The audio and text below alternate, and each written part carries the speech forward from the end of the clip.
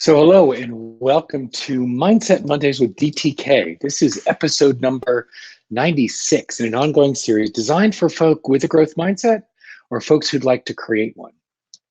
The goal of this playground is to dance with new ideas, try on new concepts, and play with new mindsets. So if you'll take just a moment and click on the share button at the bottom of the screen, and please invite your community. The more voices we have in the conversation, the richer the conversation. Okay, so here's what we get to play with today.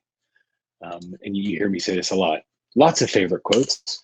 This one is a favorite concept. Right? Knowing what is and knowing what can be are not the same thing. And there are lots of hairs to split here about the difference between knowing what is, knowing what can be, and knowing what will be. So let's split some hairs. So just overarching, beware the curse of knowing, right? When we believe we know what is, right? Just because we think we know what's true right now, it doesn't mean that we know what will be true or what can be true, right? And go back. I mean, think about just look at what this says. Knowing what is and knowing what can be are not the same thing, right?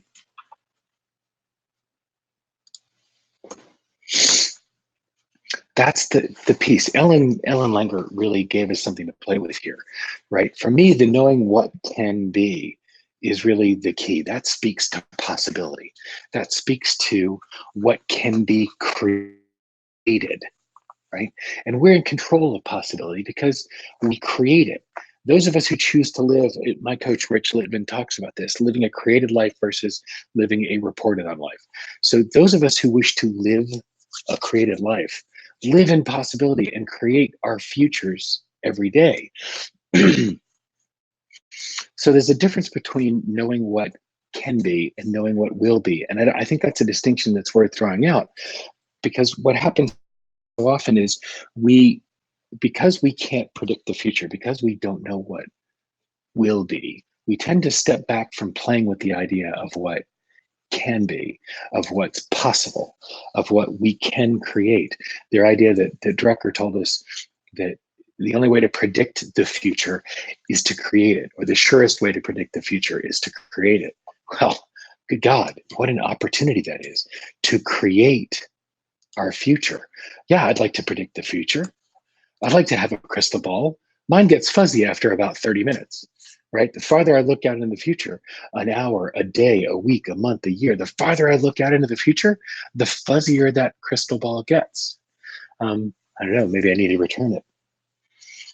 And so it's the opportunity. What do you want to create? What is it you want to be present in your world? You know, this goes back to that concept, and I know I've shared this a couple times, the idea of the difference between a manager and an entrepreneur. A manager inherits a goal or is given a goal, right? And the manager's job is to create a plan and manage the execution of that plan so that that goal is achieved. Ta-da. An entrepreneur is different. An entrepreneur decides what she wants to be true and then goes about creating the conditions to make that truth the reality. One more time. An entrepreneur decides what she wants to see as true, and then she goes about creating the conditions so that her truth becomes the reality. That's a created life. Sets the conditions, creates the conditions, sets actions in motion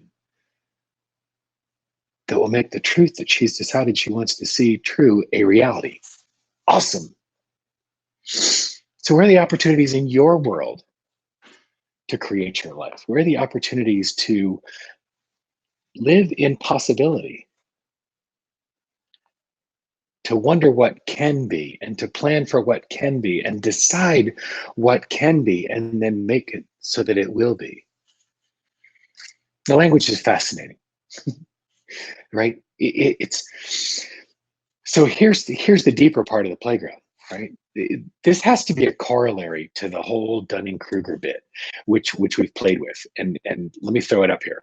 The Dunning-Kruger Effect, super short introduction to it. The idea that as your knowledge in a field increases, as you move from novice to expert, look across the bottom of the chart, as you move from novice towards expert, right? That's time moving forward. And confidence is on the left. So with a teeny bit of knowledge in the field, we tend to get a disproportionately high amount of confidence, right? Ooh, all of a sudden I'm an expert.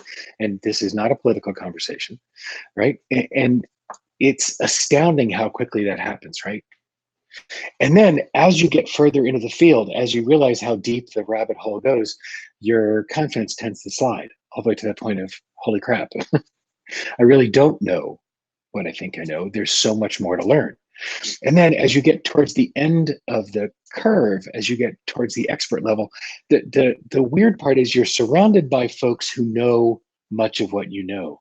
Your community tends to be saturated with expertise similar to yours. And so you tend to undervalue that which you know because everybody around me knows it. So on one hand, you know how complicated it is, you know how deep this rabbit hole is. On the other hand, you tend to lose even more confidence because, oh my God, everybody knows this because everybody around you does. So there's this idea, I think that this may be another piece of the Dunning-Kruger curve, that idea that knowing what is, so that you get a hollow confidence in predicting the future because you know what is. But then again, by knowing what is, you don't have any clarity or any trust in knowing what will be. So what is the truth? Knowing what is and knowing what can be or will be are not the same thing. That hollow confidence that comes from, ooh, I know what is. You know what? Here's the truth. You have no idea. Just because I know what something is or I know what's going on right now, that's my perception. And that doesn't mean it's accurate because other people have a different perception. That's the fascinating piece. Our knowing what is, we don't really know. We know what we believe it is. We know what we experience it as. So even what we know something to be, it may not be. So play this week with Ellen Langer's idea that knowing what is and knowing what can be are two different things. The opportunity for you is to be that entrepreneurial mindset. What is it that you want to achieve? What is it that you want to create in your world? Kirsten, you're a fabulous creator. Yes, neither are certain. And Kirsten, you're one of those folks I know who's truly living a creative life, living the world that you want to see true and creating the conditions to make what you want to have happen. It's an awesome place to play in the world. And so for you folk this week, your opportunity is, what do you want to create? What wants to be created in your world and what role will you play in it?